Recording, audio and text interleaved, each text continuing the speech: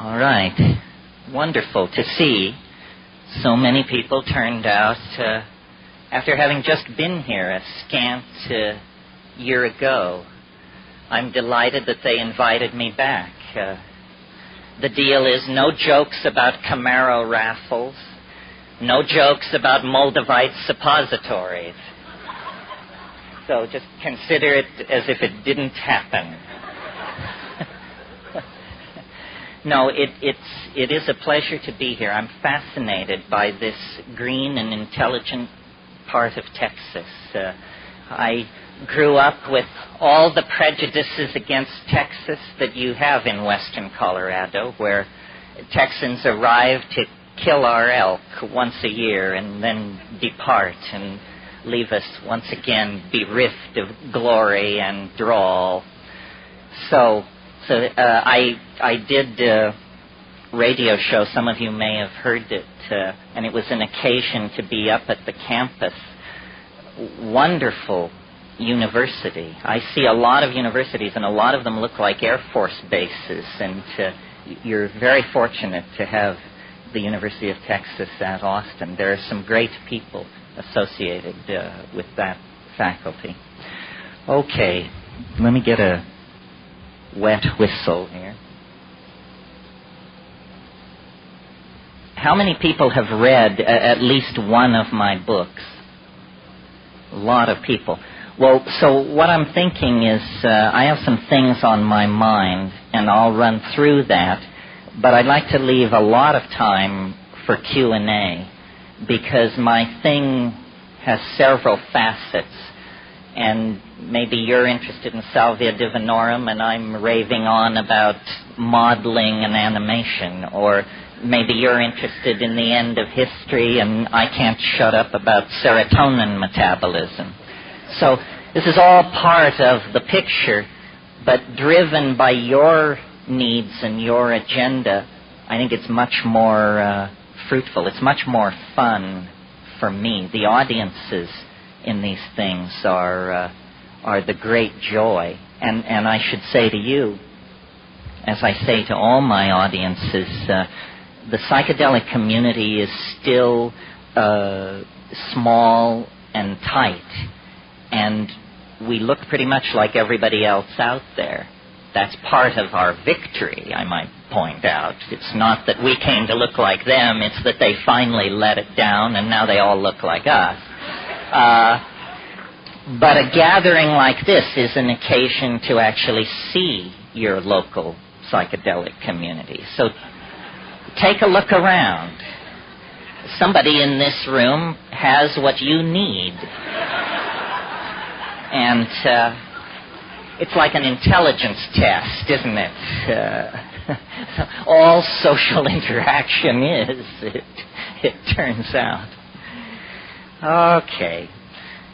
I guess I should bring you up to date on what I've been doing before I plunge into the heart of this, since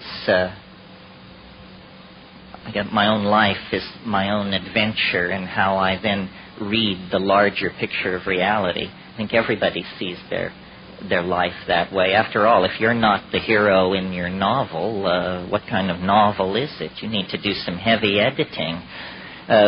Robert Anton Wilson once said, we should define reality as a plot run by a closely knit group of powerful insiders, yourself and your friends, of course.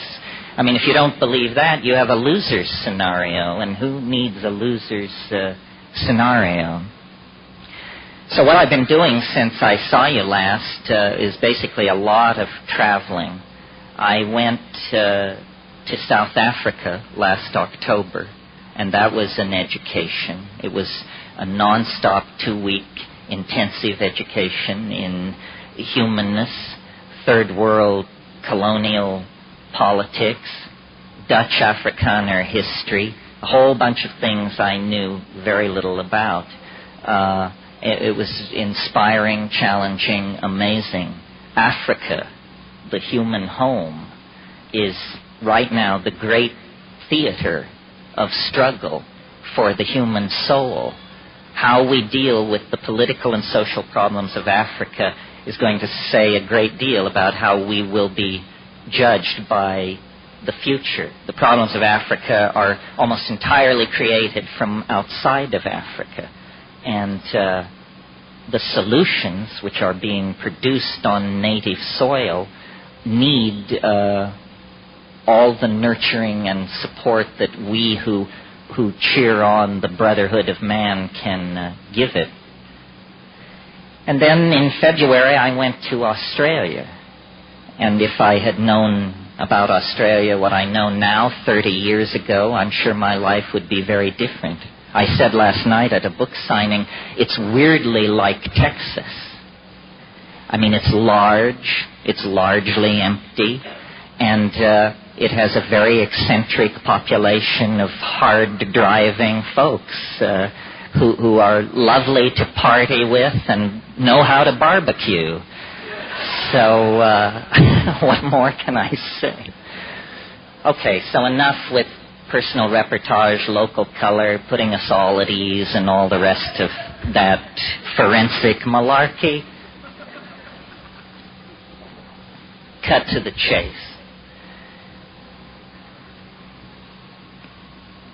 When I think about talking to an audience like this, I go through my toolkit and try to say, what is cogent, what's meaningful, what can bring us forward. And there seem to be, it's a changing list, but at the moment what seems to be going is the old perennial psychedelic alteration of consciousness for purposes of personal exploration, social reformation, creation of a new art, a new politic. That's one of the major pieces of the puzzle. Another major piece is the new communications technologies. And I mean not only the internet, but the software that allows us, each and every one of us, to be animators, filmmakers, visually expressive people who can produce emotionally moving works of great depth and beauty. This is something that technology has brought to us. And strangely enough, a technology largely produced by psychedelic heads, people like ourselves. I told you last year, I think when we discussed drugs and technology, that the only difference between a computer and a psychedelic was one was too large to swallow. Well, great progress has been made in 12 months. In another 3 or 4 years, we will be able to swallow the computer. Some of us may never be able to swallow it. The third piece of the puzzle, which is sort of mine alone to play with, since no one else wants to be this publicly crazy, is the whole business of novelty theory, the approach of a singularity in time that is sculpting the human and natural world, and that is so large an object in the intuitive sphere of human beings that it almost has religious overtones. And then the question for me and the question for you, I suppose, is how much of this can you take without having to take it all? How much of these ideas can you imbibe without having to go the whole distance? And the answer is, it's a personal matter for each person to feel into their circumstance, which means their history, both psychedelic and non-psychedelic, and then to feel into the projection of their future. Do you think you are repeating the lifestyles and algorithms of your parents and grandparents ad infinitum back to Adam?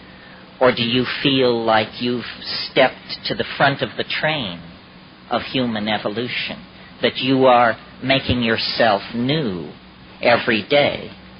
If we reach too far back into the stabilizing metaphors of the past, we get rigidity, habit, limitation.